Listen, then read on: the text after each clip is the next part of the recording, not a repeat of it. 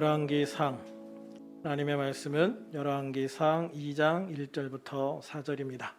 다윗이 죽을 날이 임박하매 그의 아들 솔로몬에게 명령하여 이르되 내가 이제 세상 모든 사람이 가는 길로 가게 되었노니 너는 힘써 대장부가 되고 내 하나님 여호와의 명령을 지켜 그 길로 행하여 그 법률과 계명과 율례와 증거를 모세의 율법에 기록한 대로 지키라. 그리하면 내가 무엇을 하든지 어디로 가든지 형통할지라. 여호와께서 내 일에 대하여 말씀하시기를 만일 내 자손들이 그들의 길을 삼가 마음을 다하고 성품을 다하여 진실이 내 앞에서 행하면 이스라엘 왕위에 오를 사람이 내게서 끊어지지 아니하리라 하신 말씀을 확실히 이루게 하시리라. 아멘.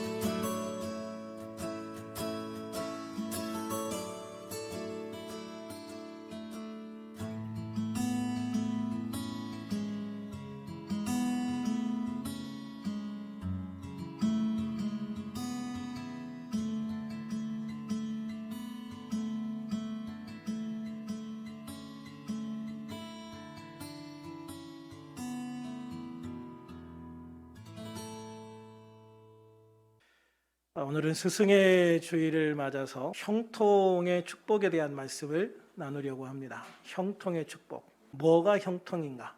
어떻게 살아가는 것이 형통하게 살아가는가 하는 것이죠. 오늘 영상을 통해서 본 것도 오늘 설교와 연결해서 제가 소망교회에서 나눠주고 있는 영상을 다운받아서 틀어드린 거예요. 우리는 자녀들에게 무엇을 가르칠 것인가? 사실 학교에도 선생님이 있고 교회에도 선생님이 있고 목회자도 있지만 우리 자녀들, 특별히 자라나는 세대들에게 가장 중요한 1차적인 선생님은 부모예요. 그러니까 부모가 무엇을 어떻게 가르치냐에 따라서 우리 아이들에게 굉장히 큰 영향을 미치고 우리 아이들이 무엇을 위해서 살아갈지가 결정이 되는 거예요. 그런데 우리가 아까 그 영상에서 보면 부모님들이 학업에 대한 거, 대학 가는 거 이런 거에 맞춰서 우리 아이들에게 많은 걸 요구하잖아요. 그러니까 우리 아이들에게 부모님들은 가르쳐 준다고 생각을 하는데 아이들의 입장에서는 그냥 잔소리. 영상에서도 말하고 있지만 마땅히 행할 길을 아이들에게 가르치라. 참 중요하죠. 마땅히 행할 길을 아이들에게 가르치라. 그래서 하나님은 잠언 22장 6절에서 마땅히 행할 길을 아이들에게 가르치라. 그래야 하면 늙어도 그것을 떠나지 아니하리라. 또 이사야 48장 17절에 보면 나는 내게 유익하도록 가르치고 너를 마땅히 행할 길로 인도하는 내 하나님 여호와라 라고 말씀을 하고 있어요. 하나님께서는 나는 내가 유익하도록 가르치고 너를 마땅히 행할 길로 인도하신다고 이야기하셨고 우리들에게는 그것을 아이들에게 가르치라는 거예요. 하나님이 우리를 인도하시고 하나님이 우리에게 말씀하시는 것을 우리 아이들에게 가르쳐라. 그러므로 하나님께서 내게 유익하도록 가르치시고 인도하신 그 길을 누가 먼저 가야 됩니까? 선생님이 먼저 가야 되고 부모님이 그 길을 먼저 갈 수 있는 사람이 돼야 돼요. 그래서 우리 자녀들, 특별히 자라나는 세대에게 말로 가르치는 거는 안 돼요. 말로 아이들에게 뭔가를 가르치려고 하면 아이들은 이미 그게 잔소리에 불과한 거예요. 그래서 부모는 아이들에게 말로 가르치는 게 아니라 삶으로 보여주는 거예요. 그게 최고의 가르침이에요. 그래서 부모가 마땅히 하나님 안에서 행할 것을 말씀을 통해서 배우고 듣고 순종하는 모습을 자녀들에게 보여주면 자녀들은 그 모습을 보고 그대로 따라가는 거예요. 그래서 아빠는 아빠의 모습을 보여주는 거고 엄마는 엄마의 모습을 보여주는 것이에요. 그리고 우리가 부모로서 어떻게 하나님을 믿고 어떻게 기도하고 어떻게 예배하는가를 보여주는 거죠.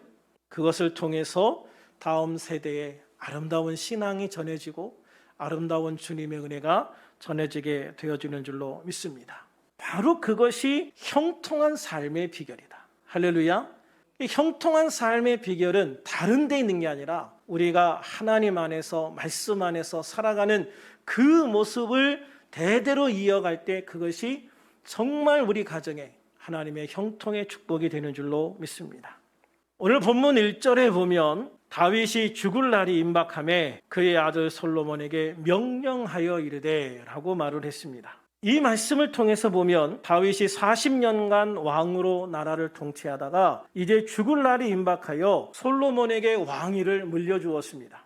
그리고 그 아들 솔로몬에게 마지막으로 이제 유언을 하는 내용이에요. 그런데 그 유언이 명령하여 이르되 라고 말했어요. 명령하여 이르되. 다윗은 아들 솔로몬이 왕으로서 어떤 길을 가야 할지에 대하여 유언을 하면서 이것을 명령이라는 단어를 써서 아들에게 전하고 있는 거예요. 그러므로 지금 다윗이 아들 솔로몬에게 하고 있는 이 말은 그냥 네가 이런 거는 알아줘야 돼 라는 그런 말이 아니라는 것이죠. 네가 앞으로 이걸 할 수 있으면 한번 해봐 이런 말도 아니라는 거예요. 난 내가 정말 이렇게 살아갔으면 좋겠다라는 희망 섞인 권고도 아니라는 거예요. 지금 다윗이 아들에게 하고 있는 말은 반드시 명심하고 따라야 할 일로서 말하고 있는 거예요. 반드시 너는 반드시 내 말을 따라야 된다. 너는 반드시 내 말을 따라 살아야 된다라고 강하게 명령형으로 말하고 있는 것이죠. 다윗은 여기에서 솔로몬에게 하나님에게 행할 일과 사람에게 행할 일을 나누어서 유언을 해요. 이 중에서 오늘 본문은 먼저 하나님께 어떻게 해야 내가 복을 받고 형통할 수 있는지에 대해서 말하고 있는 부분입니다. 여기서 다윗이 말하는 순서에서도 알 수 있듯이 우리는 먼저 하나님께 어떻게 해야 하는지를 배우는 것이 중요해요. 우리는 일반적으로 사람에 대한 일, 세상에 대한 일을 자녀들에게 먼저 가르치잖아요. 그러나 하나님은 하나님께 대한 나의 태도와 행할 일을 먼저 가르치라고 말씀하고 있어요. 결국 사람에 대한 태도도 하나님에 대한 태도의 연장선인 거예요. 하나님 앞에서 바른 사람은 사람 앞에서도 정직하고 겸손하고 성실하게 되어 있기 때문입니다. 그래서 저는 우리들께 모든 성도들이 먼저 하나님의 말씀을 배우고 또한 자녀들에게 하나님의 말씀을 가르쳐서 하나님 안에서 형통한 축복을 누리는 가정들이 되기를 주님의 이름으로 축원합니다. 2절을 같이 한번 읽어보겠습니다. 내가 이제 세상의 모든 사람이 가는 길로 가게 되었노니 너는 힘써 대장부가 되고. 아멘. 다윗은 죽음을 앞에 두고서 솔로몬에게 말합니다. 너는 힘써 대장부가 되라. 너는 힘써 대장부가 되라. 자신이 죽음 앞에 벌벌 떨면서 자식에게 이런 말을 한다면 자식에게 씨도 안 먹히겠죠. 그런데 다윗은 죽음 앞에서도 굉장히 담담해요. 굉장히 담담하고 당당해요. 왜냐하면 그 길은 세상 모든 사람이 가는 길이기 때문이에요. 나만 가는 길이 아니라는 거죠. 모든 사람들이 가는 길을 나는 지금 가고 있는 것이에요. 그리고 그 길은 끝이 아니라 새로운 시작임을 알고 있기 때문입니다. 바로 하나님 나라 천국의 삶인 줄로 믿습니다. 그러므로 하나님을 믿고 하나님이 준비하신 메시아를 믿는 믿음을 가진 다윗은 죽음 앞에서 그야말로 대장부의 모습을 보이고 있는 거예요. 그리고 아들에게도 너는 힘써 대장부가 되라 라고 권면하고 있습니다. 그렇습니다. 우리가 하나님 앞에서 믿음의 대장보가 될 때 비로소 우리는 진정한 형통의 삶을 알게 되기 시작을 하는 거예요. 믿음의 대장보가 될 때 우리는 죽음을 두려워하지 않고 세상을 두려워하지 않고 역경을 두려워하지 않고 믿음으로 당당하게 살아가는 성도가 되는 줄로 믿습니다. 죽음을 두려워하지 않고 문제를 두려워하지 않는 성도는 역설적이게도 날마다 죽는 성도다 라고 바울은 말하고 있습니다. 고린도전서 15장 31절에서 보면 나는 날마다 죽노라 라고 자랑합니다. 바울은 예수 그리스도의 십자가와 함께 매일 죽음으로 세상의 유혹을 이기고 주님과 함께 다시 살아남으로 날마다 세상을 향하여 이기고 승리하는 승리자의 삶, 축복자의 삶, 형통자의 삶을 살고 있다라고 말하고 있는 것입니다. 바울의 이런 고백이 갈라디아 2장 20절에 잘 나타나 있습니다. 내가 그리스도와 함께 십자가에 못 박혔나니 그런즉 이제는 내가 사는 것이 아니요 오직 내 안에 그리스도께서 사시는 것이라. 이제 내가 육체 가운데 사는 것은 나를 사랑하사 나를 위하여 자기 자신을 버리신 하나님의 아들을 믿는 믿음 안에서 사는 것이라. 아멘. 그렇습니다. 우리들은 죄에 대하여는 주님과 함께 죽은 거예요. 주님과 함께 십자가에서 죽은 거예요. 의에 대하여는 주님과 함께 다시 살아나서 주님과 함께 다시 살아나서 나를 사랑하시는 하나님의 은혜와 나를 구원하신 하나님의 아들 예수 그리스도를 믿는 믿음 안에서 살아가는 것입니다. 그래서 우리는 그 믿음 안에서 하나님의 백성, 하나님의 자녀로서 살아가는 놀라운 축복을 받게 된 것을 믿으시기를 바랍니다. 하나님의 자녀인 우리들은 이미 영생을 받았으니 무엇도 두려워할 필요가 없는 거예요. 사탄은요, 죽음을 무기로 사용하고 고난을 무기로 사용해요. 그런데 우리가 예수님을 믿고 하나님의 백성, 하나님의 자녀가 되었기 때문에 그 어떤 것도 마귀가 사용하는 그 어떤 무기도 이제 더 이상 우리에게 통하지를 않게 되는 거예요. 죽음을 두려워하는 사람에게는 죽음을 들이대고 협박을 해요. 고난, 어려움을 막 두려워하는 사람들에게는 막 고난을 주겠다고 협박을 하거든요. 자식에게 쩔쩔매는 사람들은 딱 자식 가지고 협박하면 부모가 꼼짝없이 넘어가요. 엄마가 이제 무당이 됐는데 왜 무당이 됐나? 아들이 사고가 당하고 아들이 죽을 거라고 하니까 무당이 됐다고 그러잖아요. 엄마가 아들 살리려고. 그분에게는 아들이 아킬레스건이에요. 그러니까 마귀가 그 아들을 딱 들이대서 너 아들 이렇게 하면 죽을 건데 어떡할래? 아들 잘못될 건데 어떡할래? 그러니까 꼼짝 못하고 예 하고 마귀에게 따라갈 수밖에 없게 되는 거예요. 그런데 우리가 예수님을 믿고 죽음도 초월하고 문제도 뛰어넘을 수 있는 능력이 생긴다면 더 이상 그런데 두려워할 필요가 없는 거예요. 우리는 예수 그리스도를 통해서 이미 구원받고 영생을 얻은 것을 믿으시기를 바랍니다. 그러니까 이 땅에서 죽어도 우리는 천국에서 영원히 살기 때문에 이 땅에서 육신의 죽음이 마귀의 무기가 될 수가 없는 것을 믿으시기를 바랍니다. 그러므로 우리들은 다윗과 같이 하나님에 대한 분명한 믿음, 다윗과 같이 하나님에 대한 분명한 믿음을 가지고 죽음 앞에서조차 당당한 믿음의 대장부, 신앙의 대장부가 되어야 될 줄로 믿습니다. 다윗이 아들 솔로몬에게 힘써 대장부가 되라 라고 한 말은 다른 측면에서 보면 너에게 주어진 사명을 힘써 감당하라 라는 의미도 되는 거예요. 특별히 우리는 이 말씀에서 힘써라는 말을 주목해 보기를 원합니다. 힘써. 사람들 중에는 우리가 이미 하나님의 축복을 받고 하나님의 약속을 받았으니 더 이상 노력하지 않고 그냥 가만히 있어도 하나님이 모든 것을 다 주신다고 착각하는 분들이 있어요. 그건 아주 잘못된 생각이에요. 성경에서 볼 수 있는 믿음의 사람들은 모두 다 하나님께 받은 약속을 성취하기 위해서 철저한 헌신과 힘써 노력한 사람들이라는 것을 보게 되어져요. 하나님의 약속이 이루어지기만 기다리고 있는 것이 아니라는 것이지요. 그들은 자기 삶 속에 하나님의 약속이 이루어지도록 힘써 힘을 다해 순종했다. 할렐루야.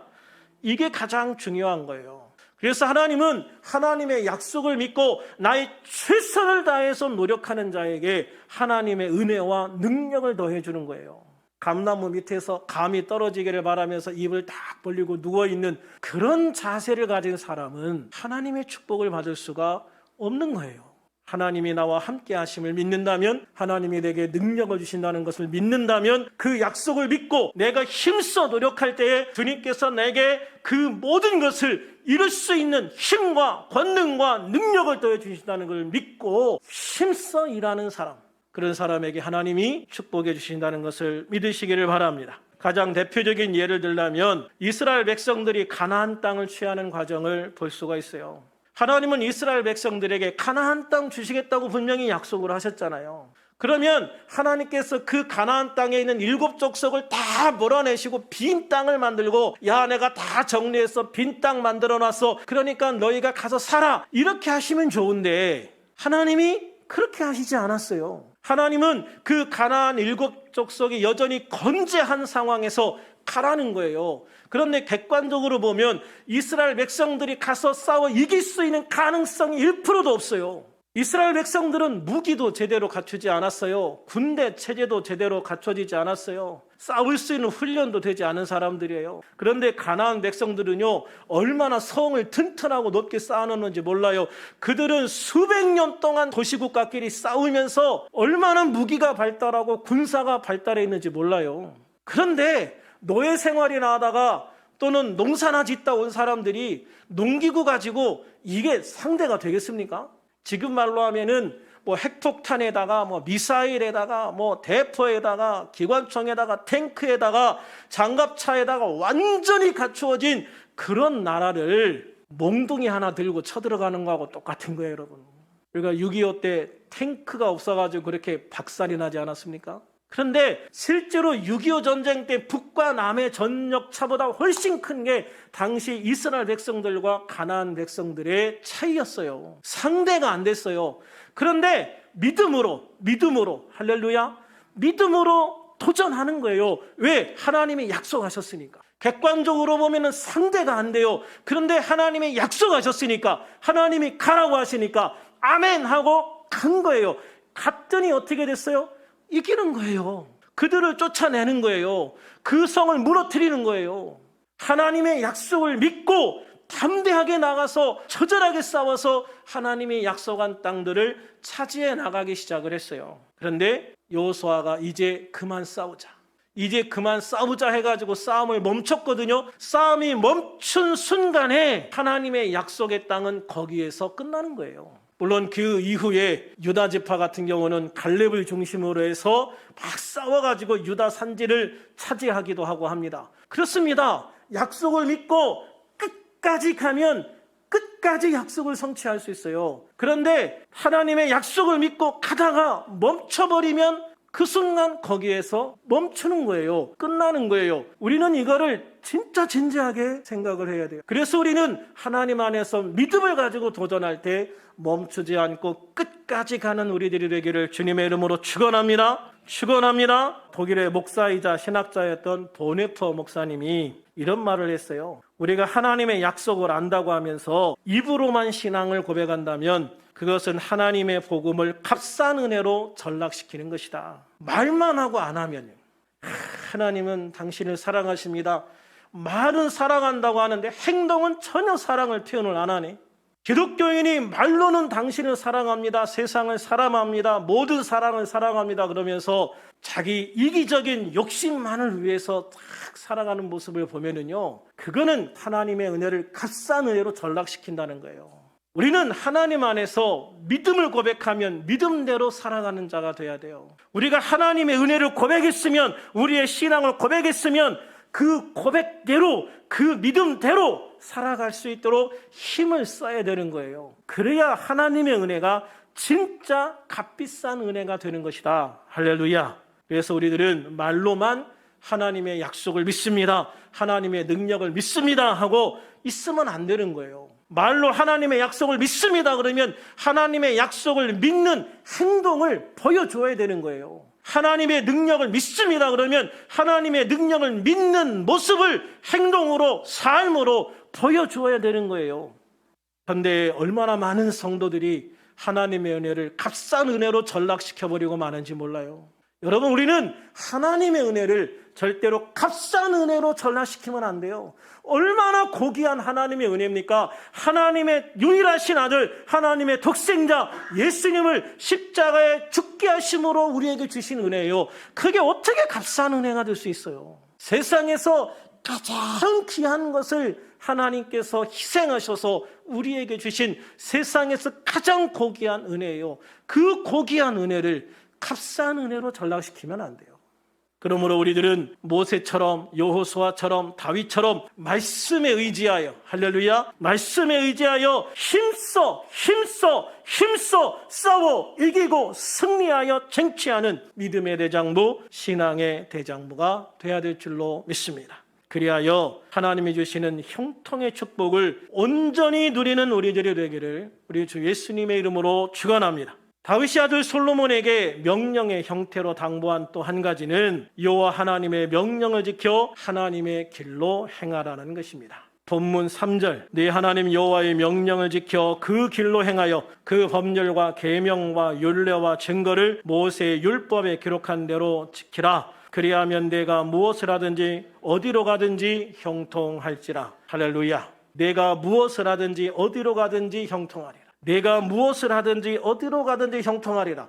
요 말만 좋아하는 성도님들이 많아요. 근데 여러분, 정말 중요한 게 뭐냐면 그 앞에 있는 말씀이죠. 뭐예요? 내 하나님 여호와의 명령을 지켜 그 길로 행하여. 내 하나님 여호와의 명령을 지켜 그 길로 행하여. 한마디로 말하면 하나님의 말씀을 듣고 지키고 행하여 그 법률과 계명과 율례와 증거를 모세의 율법에 기록한 대로 지키면 내가 무엇을 하든지 어디로 가든지 형통할지라. 할렐루야. 그래서 우리가 성경을 읽을 때 좋아하는 말만 딱 따서 읽으면 안 됩니다. 왜 주님께서 그 말씀을 하셨는지를 분명히 이해하는 우리들이 돼야 되는 거예요.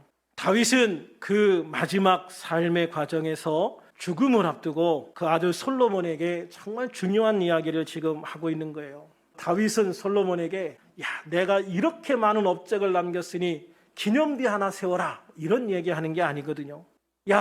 아직도 내가 배가 고프다, 더 영토를 더 넓혀라, 이런 이야기를 하는 것도 아니에요. 경제적으로 번영을 이뤄서 잘 먹고 잘 살아라, 이런 얘기하는 것도 아니거든요. 다윗이 그 아들 솔로몬에게 명령형 언어까지 쓰면서 마지막에 당부한 것이 뭡니까? 첫째는 너는 힘써 대장부가 되라는 것이고, 둘째는 내 하나님 여호와의 명령을 지켜 그 길로 행하여 그 법률과 계명과 율례와 증거를 모세의 율법에 기록한 대로 지켜 행하라 라는 것이에요.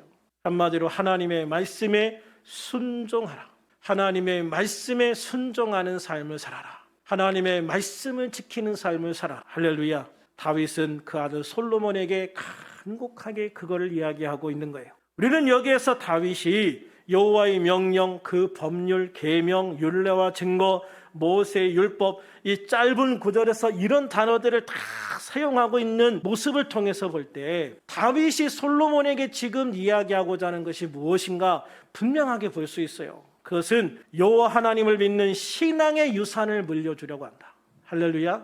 다윗은 그 대제국을 그 아들 솔로몬에게 물려주려고 하는 게 아니라 지금까지 내가 믿은 하나님, 나와 지금까지 함께 하신 하나님, 그 하나님을 너에게 전해주고 싶다. 그래서 너도 나처럼 평생 하나님과 함께 있으면서 하나님이 주시는 그 놀라운 능력, 그 놀라운 권능, 그 놀라운 은혜 속에 너도 보호받고 너도 힘을 얻고 너도 하나님께 영광을 돌릴 수 있는 그런 삶을 살기를 바란다는 그 마음이 철저하게 느껴지고 있는 거예요. 우리가 겉으로 볼 때 신앙의 유산은 별거 아닌 것처럼 보여질 수도 있어요. 그냥 부모 따라서 자식이 교회 다니는 게 뭐가 그렇게 대단한가라는 생각을 할 수도 있거든요. 하지만 신앙의 유산을 받은 사람들의 모습을 보면 그게 아니에요. 제가 참 교회 다니면서 제일 부러워했던 게 뭔지 아세요? 부모님이 교회 집사님인 거예요. 왜 그러냐면 얘들은 나보다 더 노력도 안 하는 것 같아요. 나보다 더 특별하지도 않아요. 그런데 희한하죠? 얘들은 너무 평탄한 거예요. 얘들은 너무 잘 되는 거예요. 내가 더 노력하는데, 내가 더 열심히 사는데 왜 쟤들은 저럴까? 근데 어느 날 제가 설교를 듣다 딱 느낀 게 그거예요. 아, 다른 게 있구나. 저 아이들은 정말 어릴 때부터 부모님이 기도로 후원하면서 키운 아이들이고 신앙의 유산을 물려준 아이들인데 나는 그게 없는 거예요. 그래서 저는 지금도 가장 감사하고 있는 것 중에 하나가 우리 부모님이, 아버님이 새벽마다 나가서 기도해 주시는 거예요. 여러분, 그게 얼마나 큰 재산인지 몰라요. 여러분, 우리가 부모의 기도라는 게요, 얼마나 큰 도움이 되고 힘이 되는지 몰라요. 천만금을 물려주는 것보다 부모의 기도 한마디가 더 중요한 재산이고 유산인 거예요, 여러분. 그래서 다윗은 그 신앙의 유산을 물려주려고 한 거예요. 실제로 솔로몬의 공적들을 보면 아버지 다윗이 물려준 신앙의 유산의 결과들이에요. 솔로몬 성전 그러지만 실제로 솔로몬 성전에 지을 재료를 다 준비해 준 건 아버지예요. 솔로몬은 아버지가 물려준 것 가지고 지은 것뿐이에요. 그렇게 아버지 다윗은 그 아들 솔로몬을 위해서 많은 신앙의 유산들을 물려줍니다. 그런데 그 아들이 권력이 든든해지고 나라의 국력이 강해지고 군대가 강해지니까 엉뚱한 생각하고 하나님을 떠나잖아요. 하나님을 떠나서 오히려 세상적으로 권세를 맛보고 재물을 맛보고 세상 쾌락을 다 맛봐요. 그런데 그 마지막 고백이 뭡니까? 전도서 1장 2절에 보면 헛되니 모든 것이 헛되다. 하나님을 떠나서 세상 하고 싶은 거 다 해봤는데 결국 남는 거는 헛된 거밖에 없더라. 그게 여러분, 사람이 죽을 때 그 마지막 고백에 그런 게 얼마나 많이 묻어나는지 아십니까? 세상에서요, 돈도 많이 벌었어요. 자식들도 다 공부 잘 시키고 다 성공시켰어요. 그런데 죽으려고 보니까 세상 내가 이룬 게 아무것도 없는 것 같은 거예요. 왜 그러겠어요? 그 모든 것들을 다 이 땅에 남겨두고 내가 가져갈 게 아무것도 없는 거예요. 그러니까 헛될 수밖에 없죠. 그 인생이 허무할 수밖에 없는 거예요. 여호수아 1장 8절에서 하나님은 이렇게 말씀하십니다. 이 율법책을 내 입에서 떠나지 말게 하며 주야로 그것을 묵상하여 그 안에 기록된 대로 다 지켜 행하라. 그리하면 내 길이 평탄하게 될 것이며 내가 형통하리라. 할렐루야. 하나님의 말씀이 너의 삶에 그대로 적용이 되어지면 내 길이 평탄하고 형통하게 될 것이다. 할렐루야. 시편 1편 2절 3절에도 말씀합니다. 오직 여호와의 율법을 즐거워하여 그 율법을 취하로 묵상하는 자로다. 그는 시냇가에 심은 나무가 철을 따라 열매를 맺으며 그 잎사귀가 마르지 아니한 같으니 그가 하는 모든 일이 다 형통하리로다. 하나님의 말씀과 함께 살아가는 사람은 시냇가에 심은 나무처럼 철을 따라 열매를 맺어요. 그 인생의 단계마다 맺어야 될 아름다운 인생의 열매들을 맺으면서 살아가는 거예요. 그 잎사귀가 마르지 아니한 같이 늘 하나님이 주신 건강과 하나님의 은혜 가운데 살아가게 되는 거예요. 그가 하는 모든 일이 다 형통하리로다. 하나님이 형통의 축복을 주셔서 그의 삶에 막힘이 없는 하나님의 은혜와 권능을 토해 주시는 걸 믿으시기를 바랍니다. 시편 128편 1절 2절에도 말씀하기를 여호와를 경외하며 그의 길을 걷는 자마다 복이 있도다 그랬어요. 여호와를 경외하며 그의 길을 걷는 자마다 복이 있다. 내가 내 손이 수고한 대로 먹을 것이라. 내가 복되고 형통하리라. 하나님의 말씀대로 하나님을 경외하며 살아가는 사람은요, 내가 수고하는 것에 헛된 것이 없어요. 내가 열심히 노력하면 노력하는 만큼 그 이상으로 하나님이 채워주시고 베풀어 주시는 은혜를 우리가 경험하게 되어진다는 거예요. 미국의 백화점 왕이라고 하는 제이씨 펜이라는 분이 있습니다. 이분은 정말 가난한 어린 시절을 보냈는데요, 그 가난으로부터 자수성가한 분이에요. 그런데 대부분의 사람들은 그가 성공한 이후의 삶의 모습을 보잖아요. 그 친구도 그랬어요. 그 친구도 페니가 성공한 모습만 봐왔기 때문에 인생에 그렇게 어려움이 하나도 없었을 거라는 생각을 해요. 그래서 어느 날 페니에게 물어봐요. 자네 성공 비결이 뭔가? 했더니 이분이 한참을 곰곰하게 생각하다가 말을 했어요. 두 가지라네. 역경과 그리스도야. 역경은 나 자신을 만들었고 예수 그리스도는 내 인생의 구원자요 안내자였다네 하고 말해요. 그렇습니다. 많은 사람들이요, 삶에 아무런 문제가 없는 것이 형통이라고 생각을 해요. 그러나 여러분, 때로는 문제가 주어지고 그 문제를 뛰어넘는 과정에서 내 삶에 정말 중요한 교훈과 진리를 얻고 거기에 또 내가 강해질 수 있는 힘을 얻는 계기가 되기도 하는 거예요.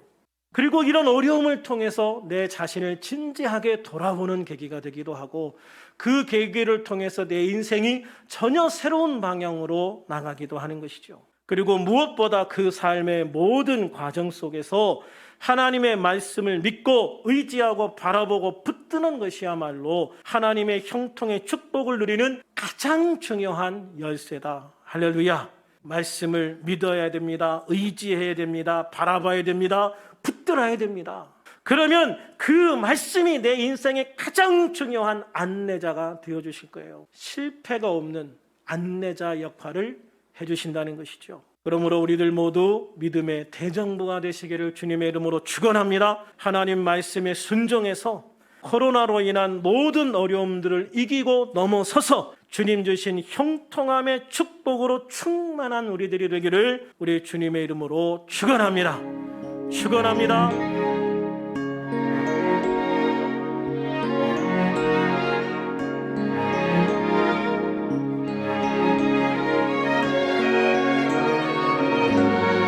내 영혼이 굳기 깊은 데서 맑은 가람이 울려나네.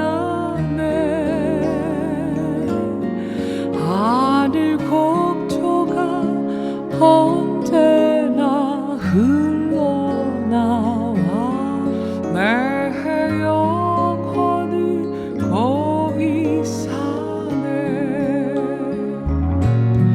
내 영혼에 평화가 넘쳐나는 주의 축복을 받음이라.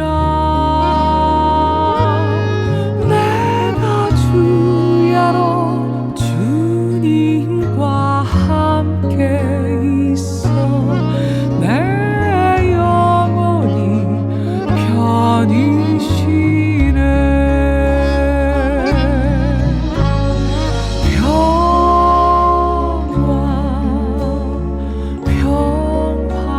평화로다 하늘 위